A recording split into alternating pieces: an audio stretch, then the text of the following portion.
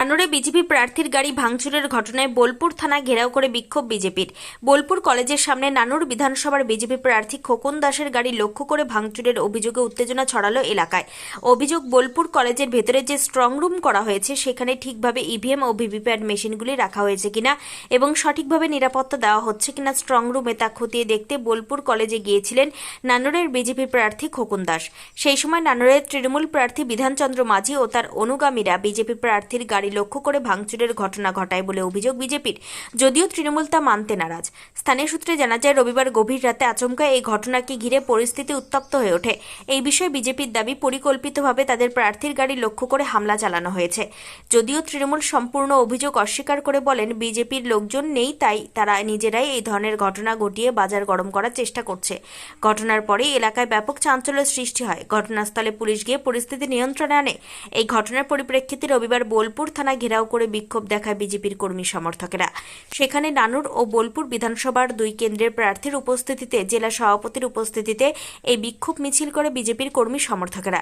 রীতিমতো থানা ঘেরাও করে বিক্ষোভ দেখানোর পর এই ঘটনায় দোষীদের চিহ্নিত করে শাস্তির দাবি জানিয়ে স্মারকলিপি জমা দেয় বিজেপির নেতাকর্মীরা। 23 এপ্রিল আমাদের সুন্দরভাবে নির্বাচন হওয়ার পর স্ট্রং রুমে যখন আমাদের ইভিএমগুলো পৌঁছেছে, নির্বাচনের কমিশনের নিয়ম অনুযায়ী সেখানে সরকারি আধিকারিক, পুলিশ প্রশাসন বা কেন্দ্রীয় বাহিনী তারা থাকবে এবং সেই সঙ্গে সঙ্গে প্রত্যেক দলের 3 জন করে প্রতিনিধিও থাকার কথা হয়েছে।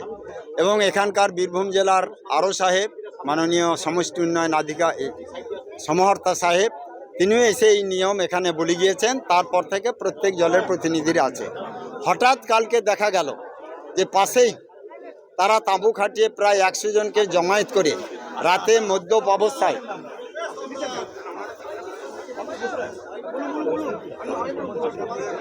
অবস্থায় তারা সেখানে ভেতরে ঢুকে যায় এবং এখানে বোলপুর থানার আইসির নেতৃত্বে তাদেরকে কিছু না বলে বিজেপির লোককে বের করা হয়। বিজেপির লোক তাদের কথাকে সম্মান জানিয়ে যখন বাড়ি যাচ্ছিলেন, বাইরেই দিলীপ ঘোষের গাড়ির উপর আক্রমণ এবং খোকন দাস যখন পাক দিয়ে চিত্রার মোড় হয়ে ফিরে যাবে, চিত্রার মোড়ে তাকে ঘিরে বেধড়কভাবে মারধর, গাড়ি ভাঙচুর। গাড়ি তার এখনও পড়ে আছে। এটা পুরো তৃণমূল আশ্রিত লোক। তৃণমূলের 1 নম্বর তৃণমূলী মুসলিম কিছু আছে, আর তৃণমূলের যারা গুন্ডাগির্দি করে তারা আছে, এবং চন্দ্রনাথ বাবুর নির্দেশে এই কাজ হয়েছে। এটা পর্যুদস্ত, বিপর্যস্ত, সন্ত্রস্ত, আতঙ্কিত তৃণমূলীরা আতঙ্ক তৈরি করতে চাইছে পুলিশকে সঙ্গে নিয়ে। আর কালকে আমি একজন ক্যান্ডিডেট হিসাবে যখন আমি ভিতরে পরিদর্শন করে বেরিয়ে আসি, তখন বোলপুর হাই স্কুলের মোড়ে আর সেখানে 50-60 জন জয় বাংলা, বাংলাদেশের, ভারতীয় নয় বাংলাদেশিরা জয় বাংলা স্লোগান দিচ্ছিল। তো আমি আস্তে আস্তে পেরিয়ে যাচ্ছিলাম, তারপরে দেখলাম গাড়িতে আমার থাপ্পড় মারলো। তখন আমি গাড়ি থেকে বেরিয়ে আসতে বাধ্য হলাম। যে আমি এই বোলপুরে জন্মগ্রহণ করেছি, এই বোলপুরের মানুষ আমি সবাইকে চিনি। তাদের স্পর্ধা কি করে হয় যে কারো গাড়িতে হাত দেবে, আমাকে হুমকি দেবে? আমি বেরিয়ে এলাম, কেউ কেউ বললেন দাদা চলে যান, আমি গাড়িতে উঠে চলে এলাম। তারপরেই শুনছি যারা ওখানে 5-7টা ছেলে ছিল তাদের ওপরে হামলা করছে আমাদের কলেজের সামনে। আর তারপরে শুনছি যে আমি বলে এলাম যে তুমি বাড়ি চলে যাও খোকন। খোকন যখন চলে যাচ্ছে, খোকনের গাড়ির উপরে হামলা হয়েছে, তাকে ভাঙচুর করে মারপিট হয়েছে। আমি এই ঘটনার সঙ্গে সঙ্গে আমার উপরে হওয়ার পরেই আমি আইসিকে ফোন করেছি, এসডিপিও সাহেবকে ফোন করেছি। আর তারপরেও কি করে ওখানে বেআইনিভাবে ওই যে একটা সেট করে বসে আছেন, এটা করতে পারেন না যতদিন না কাউন্টিং সম্পন্ন হচ্ছে। আতঙ্কের পরিবেশ তৈরি করতে চাইছেন, সন্ত্রস্ত হয়েছেন, ভয়ে হেরে গেছেন জানেন। আর হেরে যাওয়ার পরে চাইছেন কোনো রকম করে লন্ড ভন্ড করে যদি আমরা জিততে পারি। ওখানে অভিযোগ, কালকে প্রাণঘাতী হামলা আমার উপর প্রাণঘাতী হামলা হয়। আমি স্ট্রং রুমের সামনে দাঁড়িয়ে আমার এজেন্টকে যখন কেউ কথা বলছিল সেখানে আমি পৌঁছাই, এবং সেখান থেকে বেরিয়ে যখন আমি আইসি সাহেবকে ফোন করি, আইসি সাহেবকে বলা হয় যে আপনি এখানে আসুন, এখানে ঝামেলা হওয়ার সম্ভাবনা রয়েছে।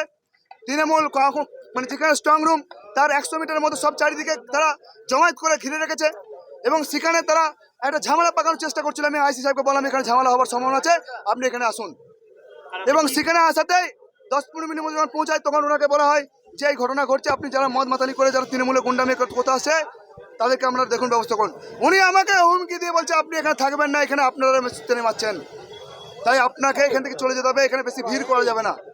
আমি গোটা 4 জনকে নিয়ে ওখান থেকে আইসির নির্দেশ মতো আমি নিজের বাড়ির দিকে রওনা দিচ্ছিলাম।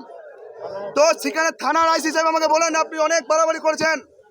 আইসি সাহেব বলছেন আপনি অনেক বড় বড় কথা বলেন, অনেক বড় বড় ডায়লগ দেন, অনেক কিছু আমরা দেখেছি চমকানে ধমকানে, আমরা মনে করলে আপনাকে এখানেই রুখে দেবো, আপনি বেরোতে পারবেন না। এটা আইসির আমার কি মনে হচ্ছে যে আইসি সাহেব কি চক্রান্ত করে এই ধরনের ঘটনা ঘটিয়েছে?